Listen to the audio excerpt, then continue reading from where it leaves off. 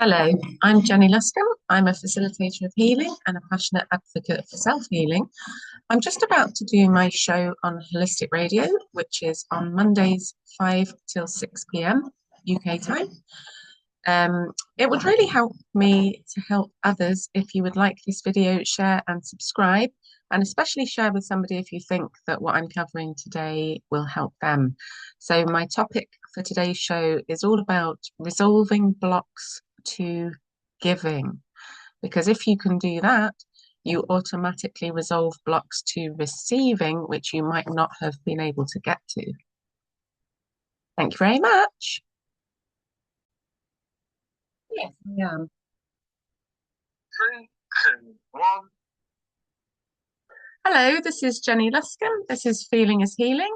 I think it's episode 36, although I'm sort of losing count, which is probably a good thing. And today it's going to be all about resolving blocks to giving, which therefore resolves blocks to receiving. So I did talk about, I can't remember when, going back a bit, that I sort of had a realization that giving and receiving were the same thing, but they don't feel like they are. Um, so because it's a flow, because giving and receiving is a flow, we need to address both if we have trauma related stuff attached to either of these, which probably most of us will as a result of the childhoods that we had. So I've realized that the key to abundance for a lot of people can be switching our asking or our manifesting or our praying or whatever it is that we do to bring more in. Um, yeah, the key to that can often be from switching the asking the question from how can I receive to how can I give?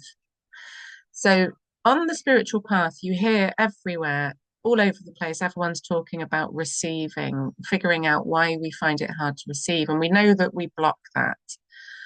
And we know that we're in our own way. And we spend a lot of time trying to figure out how are we in our own way? How are we preventing the flow?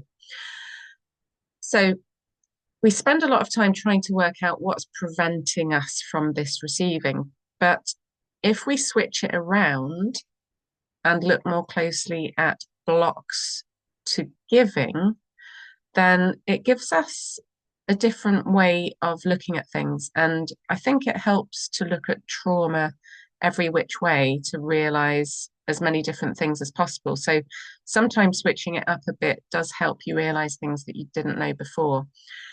So as you'll see today, giving and receiving are sort of fundamentally the same energy. So I'm going to invite you today to tap with me, but we're not going to use all of the points because I don't think it works particularly well on the radio to use all the points because it's not visual.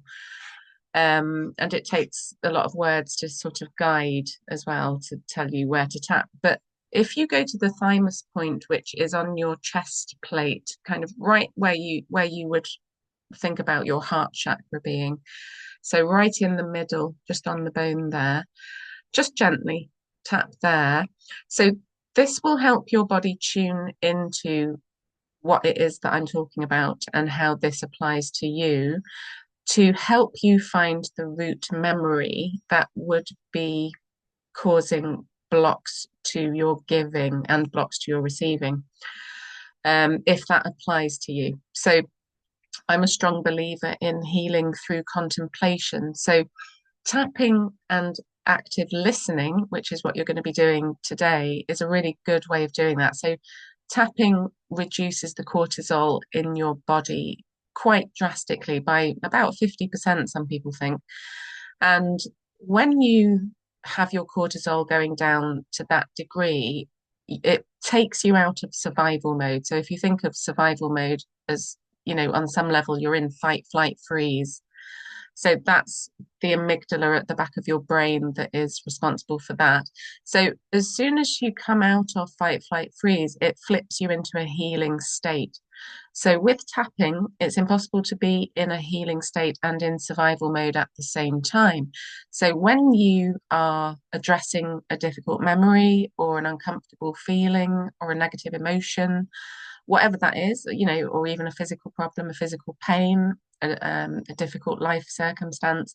So anything that puts your body in survival mode, whenever you're addressing that and then your body is also in a healing state at the same time, you have to repattern your body specifically regarding that thing that you're focusing on. So um, it's my favorite way of healing, and there's a million different ways that you can use tapping. It's very versatile. So all I would recommend that you do today is listen to what I'm explaining about an experience that I had recently with my own healing, and just think about how that applies to you to see if we can pull some of the plugs out of your giving and your receiving blocks. And what I love about doing this show, I love thinking about the law of attraction and whenever groups of people come together. So that includes anybody listening to this live, but also anybody who comes later and listens on the replay.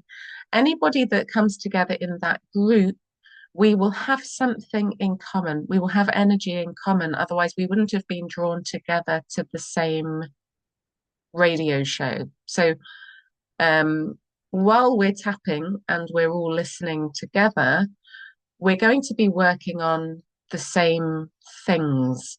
Um, Sometimes people call that in the EFT tapping community borrowing benefits. So if you hear somebody talking about something, like if somebody comes on and asks a question later, for example, then that question and then that response to that question will apply to you. I love how the universe works and how it all fits together, and we don't have to understand it. So if you're tapping, tap on your thymus point. And if you're tapping and listening to this, and your cortisol is coming down, and you're tuning into how this topic applies to you, on some level, you will be pulling the plug out of what is blocking you from giving and receiving. So, how this started the other day, I was doing some healing of my own, and that that happens quite spontaneously for me. I never really ever set out to do some healing. I just have a thought, and then, it's an intuition. I've been guided to something, and then I realize actually that's probably some blocked energy. So I always find some time to address things that just pop up intuitively. So I was thinking about my YouTube channel, and I was thinking about I've got plans to do quite a few things, and I'm not taking much action at the moment because I've moved house recently and I'm still sort of settling, and it's the Easter holidays, and I sort of use times like this to plan ahead. So at the moment I'm not taking a huge amount of action, but I have got a list, like most people, I've got a to-do list, and on my to-do list there's quite a few techie things, and anyone who listens to my show will know that it's not my favorite thing. I'm not a fan of the technology. But obviously it's a necessary evil. It's a necessary thing. Some people love it. I do have people around me who can help me a little bit with that, so I'm lucky. But it's sort of like it's risen its head that I have blocks to that, and it kind of sometimes in the past, not as much now, but it's kind of annoyed me a bit that, I'm a therapist and a healer, and I've got quite an important message to get out into the world about self-healing. And I would love to be able to afford to have like a team around me to support me with stuff like this. And maybe in the future I might do that. I don't know. Maybe not. I might not need to. But it kind of winds me up a bit that sometimes I feel this limitation. So I've got this limitation of techie stuff. Like it feels like it takes me 10 times longer than everybody else to do certain things. I can't get my head around it. And because I'm not a very grounded person a lot of the time, that doesn't help either. And also because of my age, I'm in my 50s, and it doesn't come naturally to me, all this stuff, like my daughter often helps me, and she just seems to know things because she's 15 and she's just grown up with all this stuff. So yeah, the point that I'm trying to make is this techie thing really winds me up. So, and I'm not as bad as I used to be. I used to just want to throw my laptop out the window, and it used to, like, the level of frustration and irritation that it used to cause me was quite huge. But now the feeling of it is different to that. So I'm just going to sort of briefly describe to you when I decided to sit and do some tapping and to just sit in the energy of the frustration of the techie thing, the things, having to plan ahead and think, oh God, well, it might take me a whole day to do that thing, and then putting things off because I don't want to face it or whatever. What I was sitting in was a feeling of hesitation and a feeling of uncertainty and a feeling of not knowing. And then there was like a hint of desperation as well. There's like, indecisiveness, not knowing. It's almost like a waiting energy, almost like I'm waiting to know. It's like I'm waiting, I'm thinking, I'm thinking, do I try to work this out myself, or do I get someone in to help me? Or do I contact this friend to help me with that? Or so at this point, I'm not, because I'm tapping and I'm trying to get to the bottom of where this comes from, this limitation. I'm not trying to fix or change. I'm just trying to let it all be there. So I'm just sitting in the energy, and the way in to get to a root memory, to get to creating more ease around a topic in my life that is causing me frustration. The key is to look at the sensation in the body. So I was sitting with this feeling of uncertainty, not knowing, kind of frustration, a bit of desperation, this indecision. I was looking at where that is in my body. So it felt like it was quite central in the core of my body, kind of around my stomach. And I was thinking, okay, it feels a bit like anxiety, and there's a bit of hopelessness there, helplessness, a feeling of, yeah, this is out of my control. This pisses me off because I think I am a bit of a control freak. It makes me worry a bit that you know, I'm not activating my potential enough. I'm not kind of meeting enough people's needs. There's a bit of despair, a bit of low self-esteem. Why am I not good at everything? So I'm looking at all of this and I'm tapping away. And then it makes me think about when I was a kid. So a memory for me has come. So my when I was a kid, my mum was very hard to please. So just think about this in relation to your background. Like, does this apply to you? Did you have a parent where you were in a similar situation? So me and my sisters, we were always trying to give to her in a certain way. Like, it felt like there was an expectation coming from her that we had to meet her needs. Now, when we were kids, we didn't quite get that she was the parent, she was supposed to meet our needs. So we were just, it was just a vibe of, okay, we need to make sure she's okay. We need to get it right for her. So she was never going to be pleased as a result of some trauma of hers, but we didn't know that that wasn't our responsibility. So, and my dad did as well. We all fell over ourselves to try to please her. And then she was always picking on my dad, if he didn't get things right. You know, she needed him to get things right, and he would get things wrong. So me and my sister sort of witnessed this dynamic of, he was always trying to get it right for her for years, and then it never worked. And so we observed this dynamic. He continued to keep trying to make her happy, and she never was. So this was like a sort of day in, day out, year in, year out energy that me and my sisters witnessed. So this memory kind of hit me like a train. I was like, oh my God, like that's a lot, 18 years of watching that. Somebody, not being pleased. She was never going to be satisfied. Like there was something about her that in her background that I don't know where that came from because she would never open up about it. But we were basically pouring energy into like a black hole. And I don't mean all of this to be nasty about her. Like this is just what happened. And even like sometimes if you think about the language that was used around you, because that's what sets up limiting beliefs, I was thinking she couldn't be helped. And then another thing hit me like a train. She used to say it can't be helped. So I don't know if that's a phrase that you had in your family, but I really noticed this when this came to me. So I was thinking she couldn't be helped. We couldn't help her, but because she was displeased a lot and we were disapproved of, and that's what sets up trauma, we really felt it. And she used to say if we wanted something and we couldn't have it, it can't be helped. Or if there was something she couldn't solve for us, it can't be helped. So I thought, oh my God, I've got this imprint in my body. It can't be helped. It's like a belief system.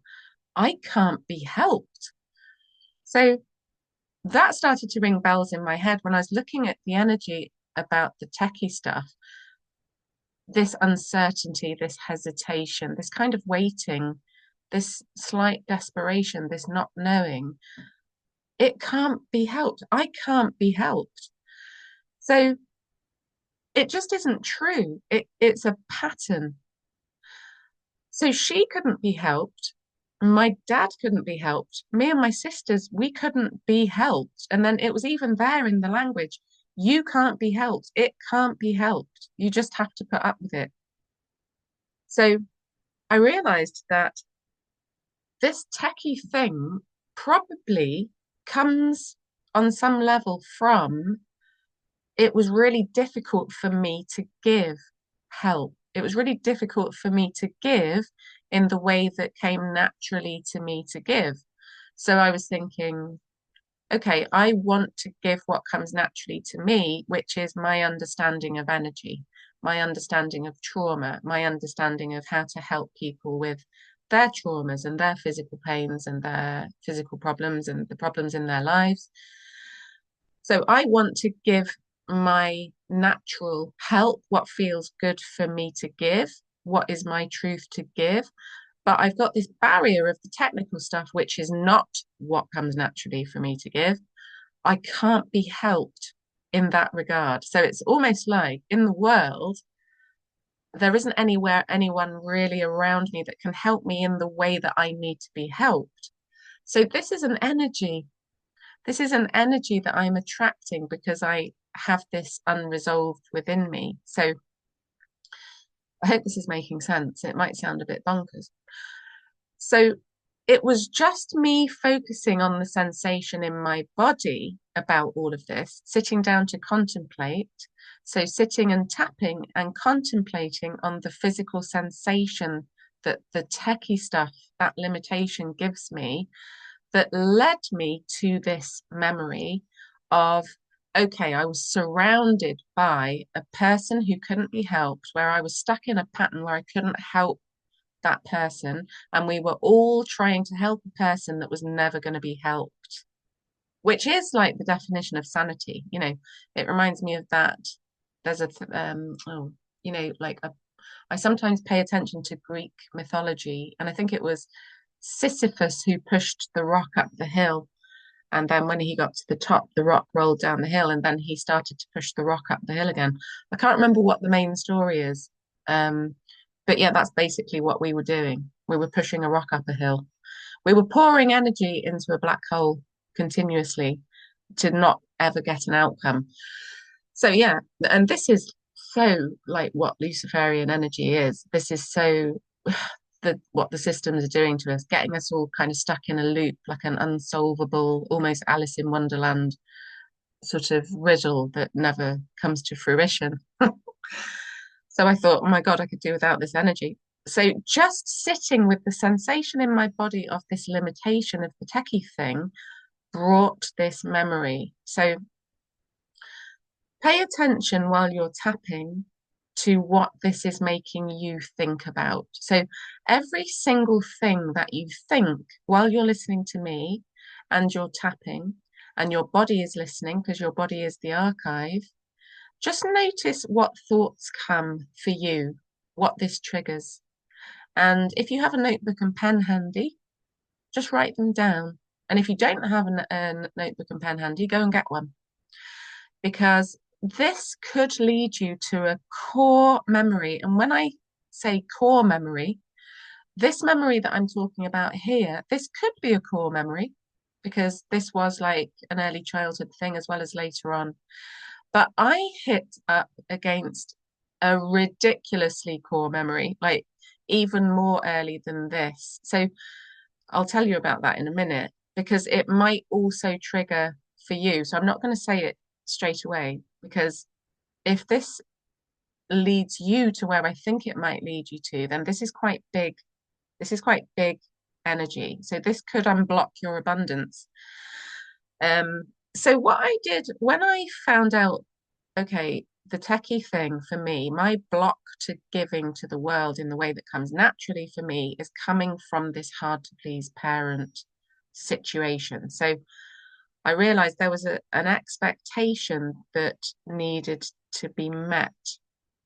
She needed us to meet her needs. She expected us to be a certain way, which does really trigger me when somebody needs me to be a certain way, which I'm not. It does trigger me. A feeling of like, I can't get it right for this person, or this person wants me to get it right for them in a way that I don't want to do, a feeling of self-sacrifice. Um, yeah, so I did a body code session on myself and I asked with using muscle testing, okay, is this energy a trapped energy in my body that I can identify? And what came up, because the sensation for me, and it might be different for you, the sensation for me was in my stomach area. It was in my digestive system. And that is what came up using the body code system. So it showed me my digestive system, specifically my stomach. And there was all the emotions of row 2 of the emotion code chart. So that's 10 emotions. And it really rung true because it was anxiety, despair, disgust, nervousness, worry, failure, helplessness, hopelessness, lack of control, and low self-esteem. So that was all emotions that I'd already connected with the sensation. And then I had it confirmed by my body that I was communicating with through muscle testing. So I released that with intention and with magnetic energy, which is quite easy to do once you learn how. Um, and then as I was releasing that, which helped me kind of look even deeper into the energy, I realized that it was my body was actually taking me further back in time. So this is the closest that you will get to time travel at this time in, this time space reality. And I think time travel probably is coming in the future, but this is time travel when you go back and you do inner child work, or you use your body literally as a spaceship. So because your body's sensation is what takes you to the memory, when you're tapping, sometimes it really feels like you are actually there. And that experience is what a lot of people with PTSD describe. So if you imagine somebody very traumatized, like a veteran with the war trauma, the sound of the bomb going off, the sights, the glass shattering, the sound of the gunshot, all of that kind of thing. Sometimes when I do EFT tapping with veterans, um, it's actually an experience where they are there again. It's like they're just there. Obviously, they're in the room with me physically, or they're on a screen on Zoom with me, but they feel like they're there. They can smell the same smells, they can hear the same sounds, they can see the same sights, they can see the same vivid, the colors, the smoke, like the light, whatever it is. Your body just takes you back there as if it's real. So sometimes when you use tapping, that's what happens. And that's why it works as well. So if you ever have an experience when you're tapping where it feels like you're back there, you are doing yourself so much good. And sometimes it happens very, very spontaneously. And it often takes me by surprise, even though I've been doing this for years. So I thought when I was working on this energy, blocks to giving, I thought, oh, there's the memory. It was my mum who was hard to please, and we all fell over ourselves trying to please her, and it was hard for us to give. And now I've manifested all these different ways where it's hard for me to give. I thought that was it. I thought, oh, I've hit the nail on the head. Boom, released some energy with the body code. Boom. I thought that was done. And then when I released the energy, I was taken back into another memory. And the first thing I thought, I don't know where this memory is, but I know that something's happening in my body because it felt like an electrical charge went right through me. So some people might call this Kundalini energy. Um, there's lots of different names for this, like chi energy, life force energy, whatever. Anyway, it felt weird, and it felt like I would had been transported back to my childhood environment. So I could feel the essence of my mum, of my dad, of the home. Like I was thinking about the garden, I was thinking about the house, like different areas of the house. It was kind of weird. Like I was, like if I was remote viewing, which I don't know how to do actually, but I'd be quite interested to learn how to do that. But it felt like that's what I was doing. I was remotely viewing the house again, but it's almost like I was actually there. So I had my eyes closed, I was tapping, I knew I was releasing this emotion. I knew that there was probably some ancestral stuff going on because it felt quite strong. And it took me a while I was tapping to identify what it was and why I was having this experience. So the stomach feeling, the tension that I had in my stomach was starting to release. So I felt a kind of throbbing energy there. And I felt this electrical charge through my body. And then I suddenly realized I'm in the cot. I'm in my cot. So there's a family story about me where I was the one that cried and cried and cried and cried and cried and cried. Everybody said, "Oh my God, she was terrible. She was the worst one. Nothing. I couldn't be helped. There it is again, that family belief, that family pattern. She can't be helped." So they used to just shut the door on me, and then I would just be inconsolable, and then I would cry and cry and cry. And I've mentioned before, there was a doctor called Dr. Ferber, and he was the one that was responsible for the cry it out parenting. When you have a baby, you have to teach your baby to self-soothe, all of that bollocks, right? The most damaging thing that ever happened to the human race. And it makes me angry to think about it because it sets up so much devastation, before you've even learnt to speak. So what happened to me was I was there sitting in the cot, and it's almost like I remember the feeling of sitting in a wet nappy. I could feel the sensation of that, which sounds crazy. Um, it was like I had that kind of sobbing energy. And I did, while I was tapping, I did start to cry when I realized I'd been taken back to the cot. And I thought, okay, well, I'm just going to sit in this. So this, investigating my blocks to giving, the techie thing, the hard thing, it's hard to get my message out there, was me, the baby me, sitting in the cot. It was hard to get my message out there. You couldn't make it up. I was trying, they could hear me. It was hard to get my message out there, but they didn't come. So the feeling was waiting, waiting, this hesitation, listening, not knowing, is someone coming? This indecision. It was exactly what I started with. It was hard to get my message out there with the techie things in my current circumstance. Suddenly, my tapping takes me back to the baby me in the cot. It's hard to get her message out there. She's crying, crying, crying, crying. They must be able to hear her, but no one's coming. So I couldn't be helped. the thing that my mum used to say, it can't be helped. You just have to put up with it. I was kind of gobsmacked sitting there tapping and crying. So, yes, we were pouring energy into a black hole that was never going to pay off.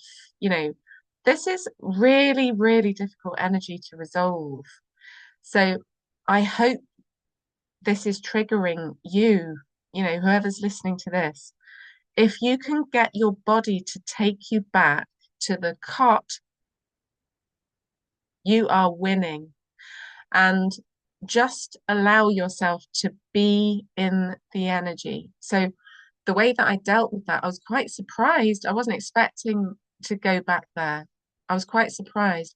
But the electrical charge in my body was off the charts, and it felt like I was being helped. I think there is a team around me of, angels or Arcturians or whoever that is. I'm not fully sure who that is, but I can feel them.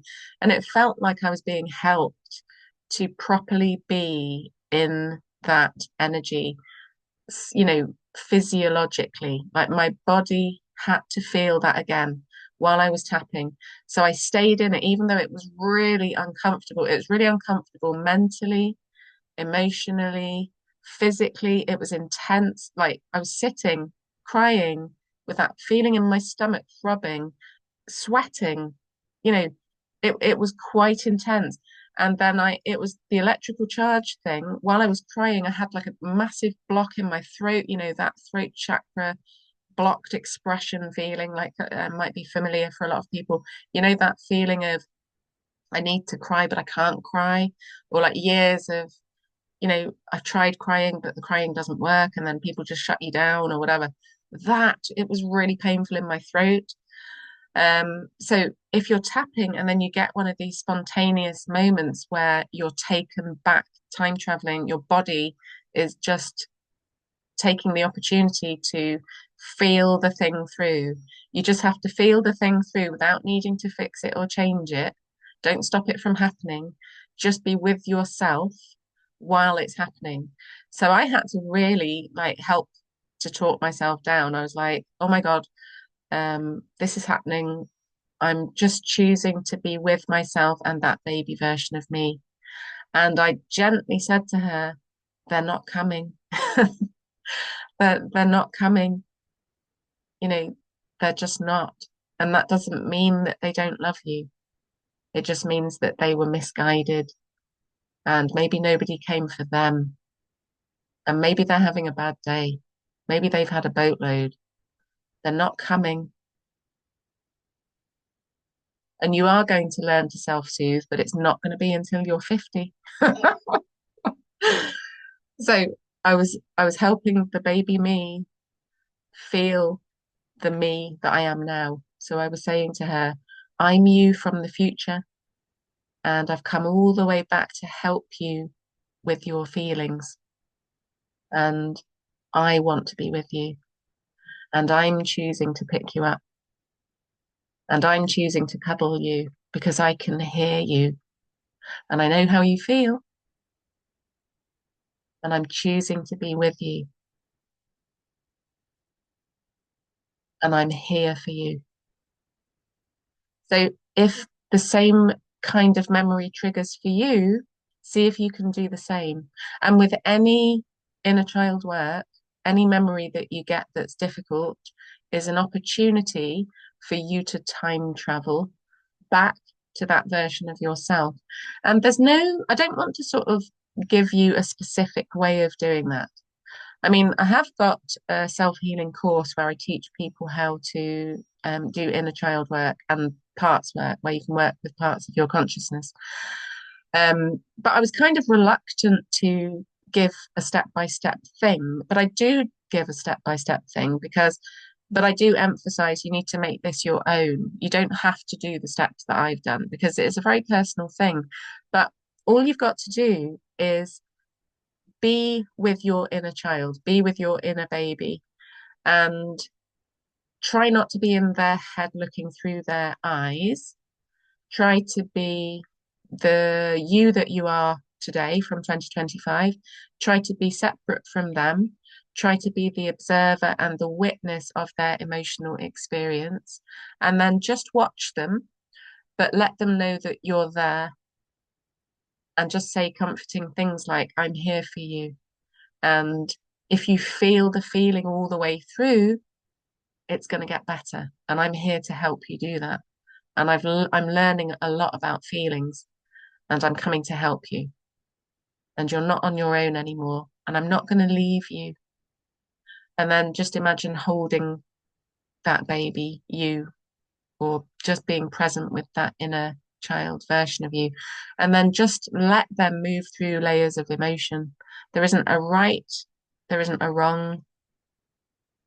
And then you can do like, um, I would recommend talking to the cells of your body. I saw actually um, during the pandemic, there was a lady who I saw on YouTube. I think she was a nurse, an awake nurse, and she had a little song that she made up that I can't remember how it goes, but it was along the lines of singing, "Every little cell in my body is happy," something like that. So we can program ourselves by talking to ourselves. So if you imagine yourself as the commander of your ship, and that your cells, which there are trillions of, there's trillions and trillions of cells, and they're all listening to you. And they're listening to you whether you're aware of them listening to you. Like when you wake up in the morning and you're completely unconscious and you're grumpy, you might have a hangover, you know, they're listening to you and they're like, oh, okay, all right. So the boss says we have to be miserable today and everything's dark and everything's gloomy. So they're listening to that, and then you have a shit day because that's what you told yourselves to do. But if you wake up feeling a bit shit, you can then, think to yourself, okay, well, how about if I'm steering the ship and I can just change course and go a different way? So you could go, all right, well, I feel a bit shit. So how about I steer the ship to feeling a bit better? And so you could say to yourselves, okay, we're starting to feel a bit better now. And we're learning to feel more joyful, and we're learning to be a bit happier than we are now. We don't have to get there straight away. But I'm commanding the cells of my body to have a really good experience today of life. And wouldn't it be nice if some really glorious and surprising things happen? And wouldn't it be nice if we are in awe and surprise about how good the day can be, even though we've started the day feeling a bit grumpy? Wouldn't it be nice if something amazing happens today? And even if it doesn't, that's okay. Wouldn't it be nice if the cells of my body could help me feel happier and more joyful today? So I would recommend working with the cells of your body as well as your inner children. So with this specific energy that we're on today, if you can figure out what is blocking you from giving, so think about what you're here to do on this planet. So you might not know. You might not know what you're here to give. You've come here to give something. Even if you don't know what that is, you could just start by giving something that you know somebody might benefit from. So even if that's smiling at strangers in the street, or having a nice chat with the checkout lady at Tesco's, or giving in ways that you haven't given before is a really good start. And then if there's something specific that you're trying to do, if you're on a mission like I am, and you're coming up against obstacles, that's just part of it. That's just what we have to do. We have to just keep persevering. We have to try to enjoy the journey. So if you're coming up against blocks to giving, sit with that energy. And the more you sit with that energy, you'll realize that it's actually about receiving as well. So while me and my dad and my sisters were trying to help my mum, we were giving, giving, giving, giving, giving. We weren't receiving. And giving and receiving is really, it's all the same thing. So I also want to sort of like add a note to the bottom of this show. So it's kind of this issue of, I don't know how to feel satisfied. I don't know what I want, which is what my mum was struggling with. I'm not saying that that is wrong or bad at all. What makes that a much easier circumstance to be living with and to be working on is making sure that you're not making other people responsible for your well-being. So you are always responsible for your own well-being, even if you perceive that there's a perpetrator. So whenever I refer to people in my family or past experiences that I've had, I'm not demonizing that person or those people ever. You know, my family and friends have been my greatest teachers. So it's okay to have the issue. I can't be helped. I'm never satisfied. I don't know how to get what I want. It's completely valid. It's a valid experience. But if you're making other people responsible for that, like my mum was doing, that's completely unconscious. And it's something that you can solve yourself. So just notice if you're making somebody else responsible. You are always responsible. And it's totally okay to have that issue. It's okay to have the issue. I don't know how to satisfy myself. I don't know how to get what I want. I don't know how to receive. I don't know how to give. It's a totally valid emotional experience that you need to accept that you have and take responsibility for if you want to heal that. So if you want to unblock your abundance by working on blocks to giving, I would recommend go to the physical sensation of what this does to your body. Like I went to my stomach. So for you, it might be in your legs. Sometimes when we get a feeling in our legs, it is representing a difficulty in moving forward. Sometimes people might get that energy in their head. Sometimes people might get that energy in their chest, or it might be in your neck or shoulders, particularly if it makes you really angry. So all of us on some level were not accepted in our true nature. We all had to shut ourselves down on some level to stay safe. And how we choose to give naturally to the world, it's not always easy to do. And we were, as children, blocked from being in the fullness and wholeness of who we are, unfortunately. So instead of keeping on pouring energy into a black hole, I would sit with the energy. Sit with the energy, let your body reveal the sensation of that. Just be present with the sensation of that, and then ask your body, which is the archive, which is your subconscious mind, to bring you the memory that you can be completely with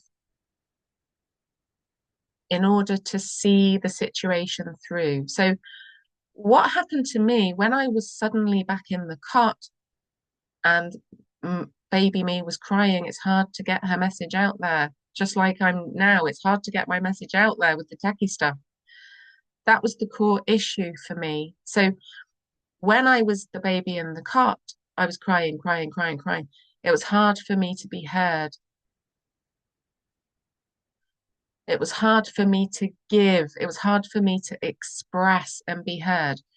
So when my body in my current present moment, I felt the electrical charge in my body, that was me completing a loop. It was like completing a circuit. So the baby me couldn't resolve why no one was coming.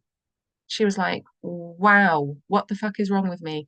Why is no one coming? Why can't they hear me? I've tried, I've shouted, I've screamed, I've ranted, I've raved, I've thrown myself around, I've made myself hot and bothered, and no one's coming.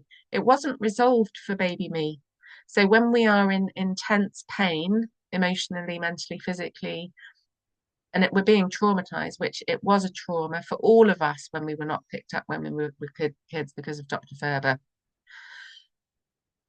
that is a big question mark hanging above our head when we're that baby in the cot. We couldn't soothe ourselves. It's not developmentally possible for a baby to do that. It just isn't. It was child abuse and it happened to all of us. So, on some level, we do need to go back to that somehow. We need to find a way to get back to that version of us. So, I think if you can think about blocks to giving and blocks to receiving, in your current circumstances, use the sensation that gives you in your body as a portal, as your way in. Go through the door, sit with your body's sensation, contemplate, let the memories come, let the big question mark come, let that baby you come. Time travel, go back there and then witness it and tap and allow yourself to feel the pain of that because it wasn't okay what happened to us. It wasn't. And it set up all kinds of patterns that are still affecting us today.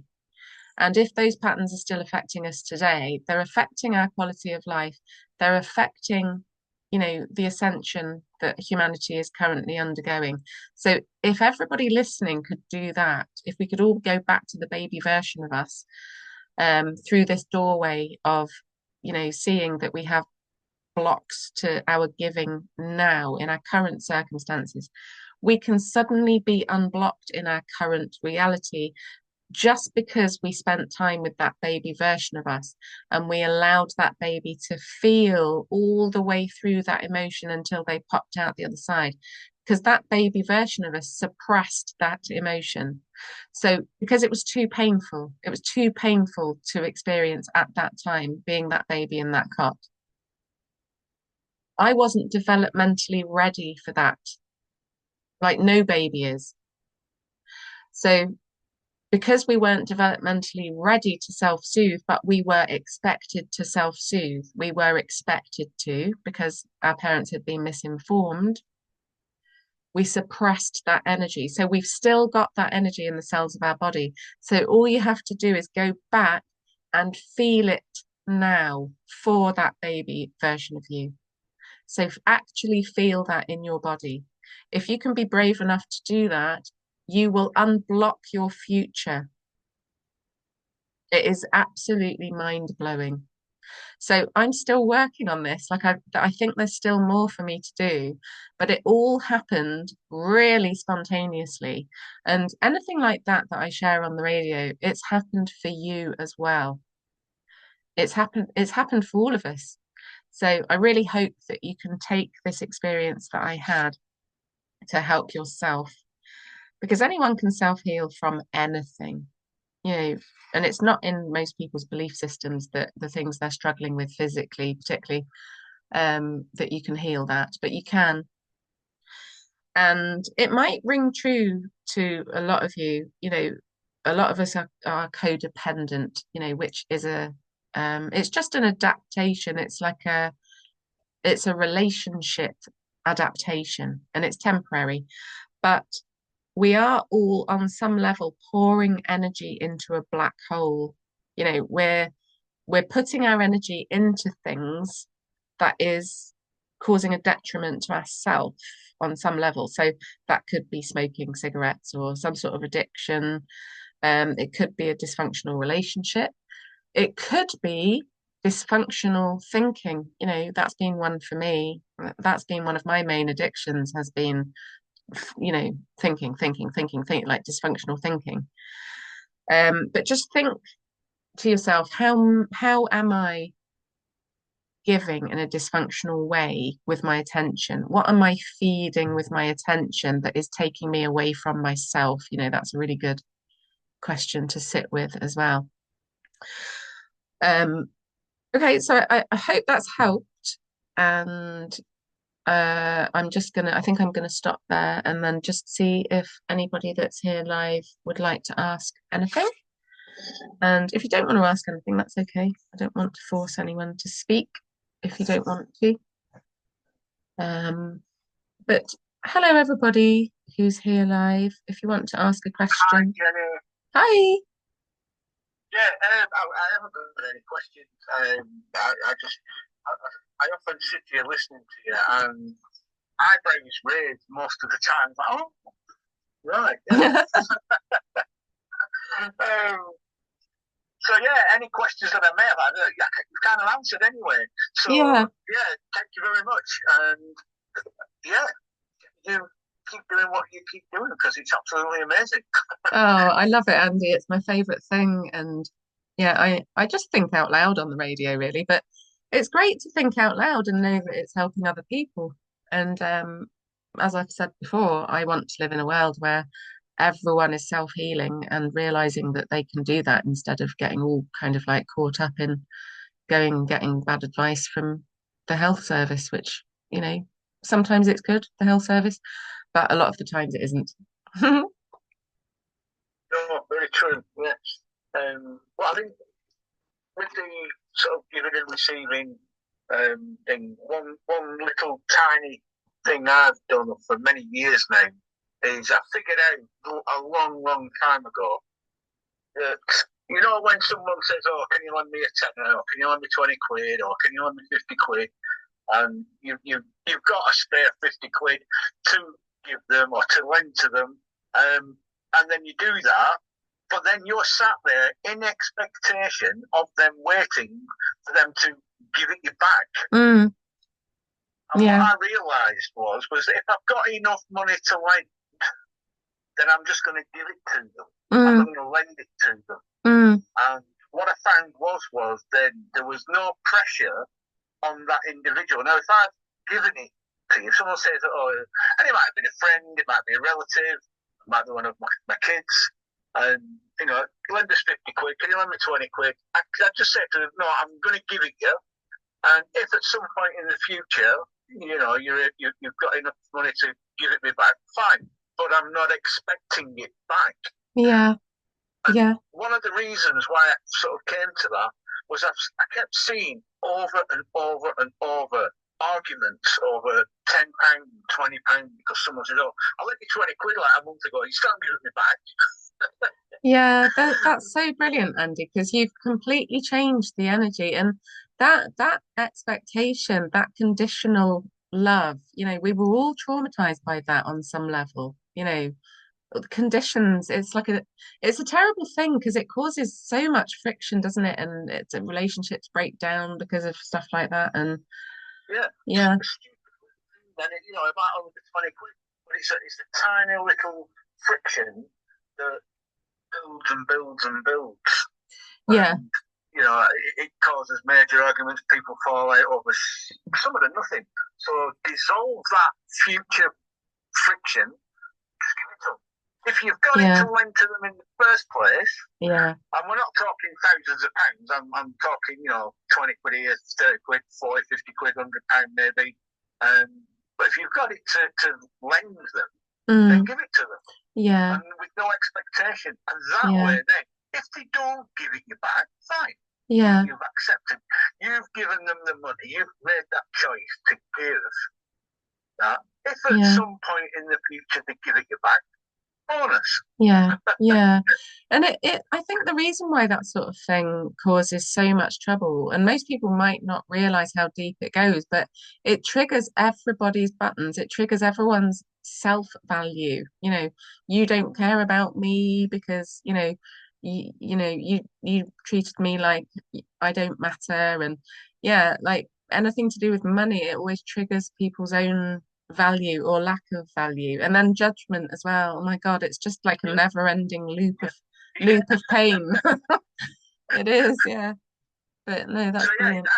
it's not a massive thing, but it's one of those tiny little things that you can sort of introduce into your life, and it can be implemented in different levels as well. Mm, Uh, what a friend of mine a couple of years ago said, and it struck home really well, even at a late age that I am now.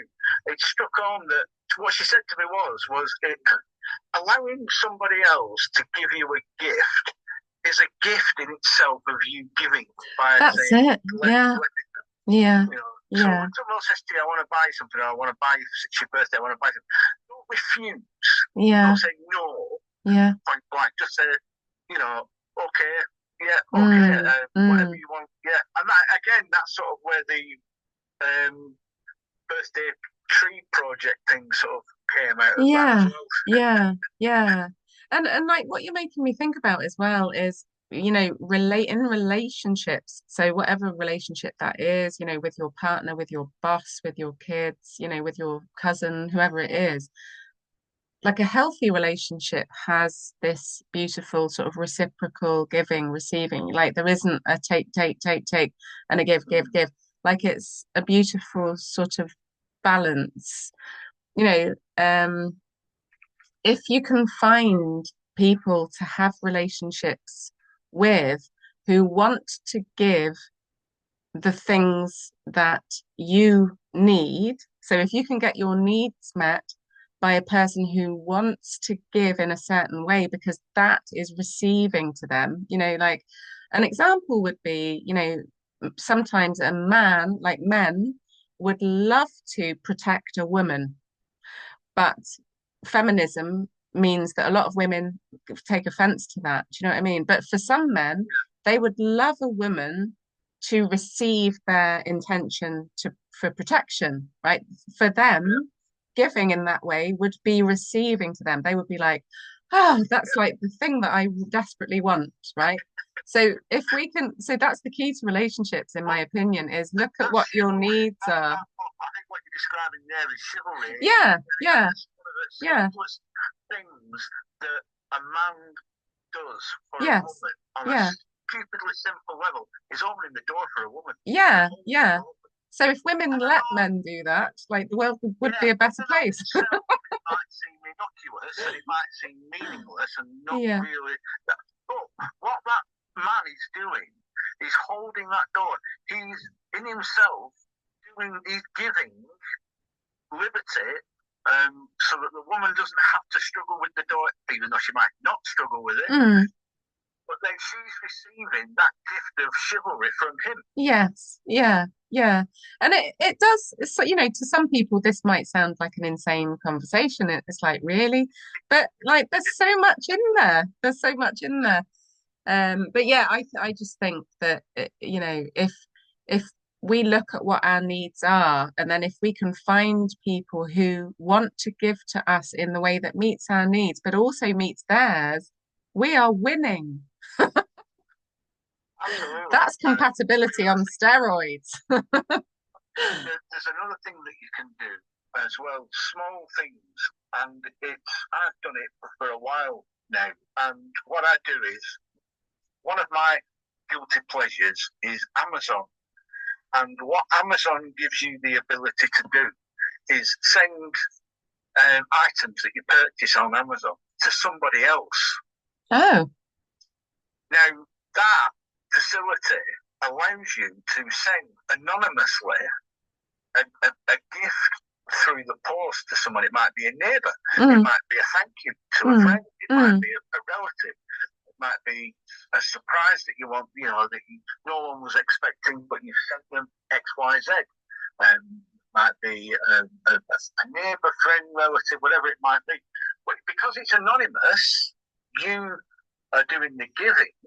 You see or observe the receiving of the thing that it is that you purchased for that person. You see the pleasure in whatever it is, whether it's a box of scented candles or whatever it might be, that you think that person wants or would put a smile on the face.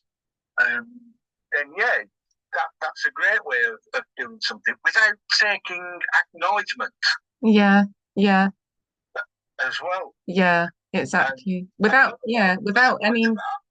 any need for recognition is such beautiful energy. Yeah. Yeah. It's the actual act of giving, and then you observing or witnessing the receiving, and then not knowing, someone said this to me, so and you've got that little chuckle and that little smile on the side. So yeah, no, that's brilliant. I love it. And another one that you can do similar to that is Moonpig, and I think there's a couple of other online cards, but they're only like £5-6 for a half-sized card. and you can design your own little thing. And if you want, if you know someone who's a bit down in the dumps, who's not feeling themselves, and you want to cheer them up, you can jump on Moonpig, create a little card with a funky little message. Always thinking you don't even have to tell them who you are, that you sent it. Again, it can be anonymous. Yeah. Yeah. And I've done that a few times. There's a neighbour of mine, and every couple of times a year, she's absolutely mad on Tigger, from Winnie the Pooh. Yeah. So what I'll do is I'll troll through Google and search for a bunch of Tigger images, and then I'll save them to my phone, go onto Moonpig, create a card with those images, and just say, hope you're having a tiggling, bouncing day, or something like that. And that's it, and she'll receive it unexpectedly, and it puts a smile on her face, and it's like, yeah, that's stupid little things like that. Yeah. The act of giving, and then that unknown expectation that someone's received it, but you're not expecting anything back because of it. Just the whole. Yeah, that's perfect. I love that. So that's my little thing. And once you start down that road and you start doing these tiny little things, it's surprising how you start forgetting about receiving. Yeah. It doesn't matter. Yeah. You're not doing it to receive, so that isn't an issue. Yeah. You're doing it because you want to give, and that becomes the issue because you want to give, and that's the thing that makes it. Yeah, and I think it's the way out of a lack mentality as well, because I've been in quite difficult situations before where I felt like I've not got enough money and I'm worried about money running out, and it's kind of really hard to create from that place. So if anyone's listening to this who's thinking, this is all well and good, but what happens if you haven't got like two brass tacks to rub together? Like, all you have to do, you don't have to think about giving in terms of money or finances, but like if you can, like the universe can hear you. Yeah, exactly. Yeah. Like, like with the chickens today, I went and picked like a load of jasmine. The chickens in my garden love jasmine, but they can't reach the jasmine because they've eaten it all, the lower bit. So me and my daughter always pick bunches of that for them, and then they love it. Like if you can find ways to give, it's just, such an amazing feeling to give, that the more you do that, you will be generating your own abundance because it has to come back to you somehow. I mean, it's like the guy who trained me in quantum healing. Like he used to be a gangster, do you know what I mean? And he used to take. And, he eventually had so much money, he didn't know what to do with it. And then he decided to start donating money to charity, and he loved the feeling of giving so much that he completely changed his life, and suddenly had a spiritual awakening and started to do his whole life completely differently, and it absolutely transformed him, like just moving from take to give. It's mind-blowing. So you don't have to have money and finances to bring in abundance. You just one of the things that I always do is it's my sort of not limit, but I try and anything that I do what I do is I call it the Good Neighbour Award. Where instead of putting the full name on the Amazon package, I normally just put the first name and then the last name is just Good Neighbour. Or something like that, or loving neighbour, or something like that. Yeah. So that when they get it, they're looking at it and they go, "Oh yeah, it's a good neighbour." Oh yeah, well, I wonder where that's come from. Yeah, that's lovely, Andy. But it's tiny little steps, and each little tiny step will build and build and build the more that you do it. And if you haven't got much money, a tenner for a little gift. Or whatever it might be, or if like you say, if you've not got a lot of money, go for a walk, and if there's a horse in a field, grab some grass from the fencing that's nearby and feed the horse. Yeah. That is in itself giving. Yeah. Because the horse will come take from you the grass that you picked. So you're and that's that reciprocation.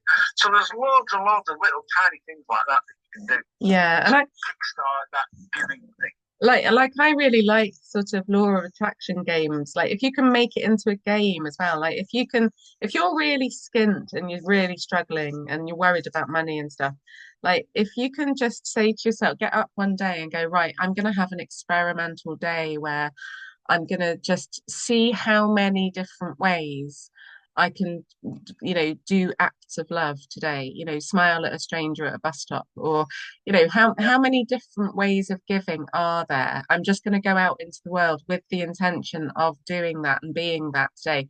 And then, don't expect anything in return, but curiously just eat popcorn at what happens as a result of doing that.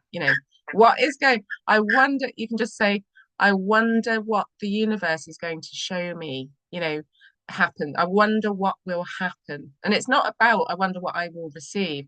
I wonder what magic will occur in front of my eyes if I do this, have this journey today of just learning about giving, without expectations, and therefore your expectations can't be faltered. Yeah, like you've not got them. Totally. Yeah. Oh, I think that's great. That's making me want to go and do that now, actually. Well, it's 1848. It's 8 minutes past 6. So synchronistically, we've got 1848 on a 24-hour clock. So do you want to say a few final words, wrap it up for the recording?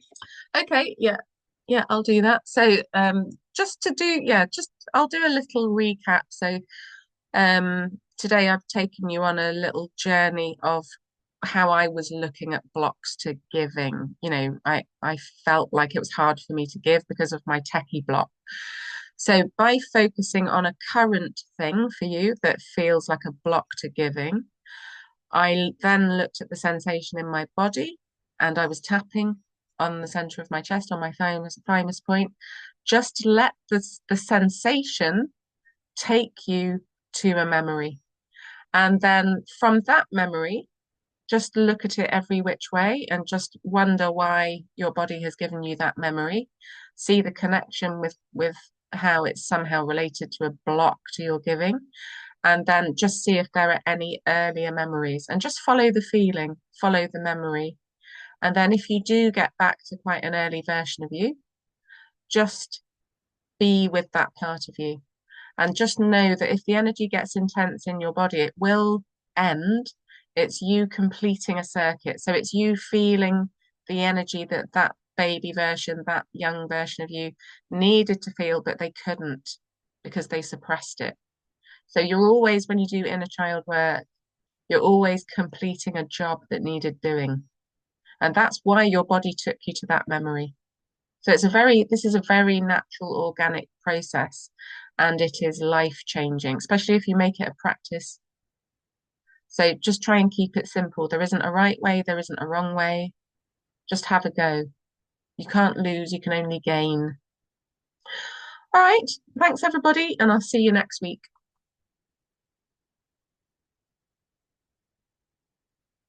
Right, I'll stop the recording there. Brilliant.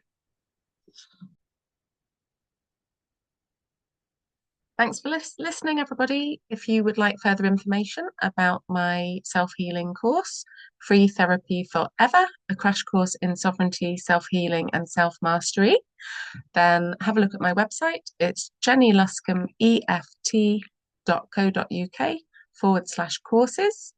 And have a look at my website if you would like any information about quantum healing sessions, EFT tapping sessions, or sessions in the emotion and body code, or if you would like to learn how to muscle test or like to learn how to use any of these self-healing processes yourself. Thank you for listening. Thank you for watching. Bye.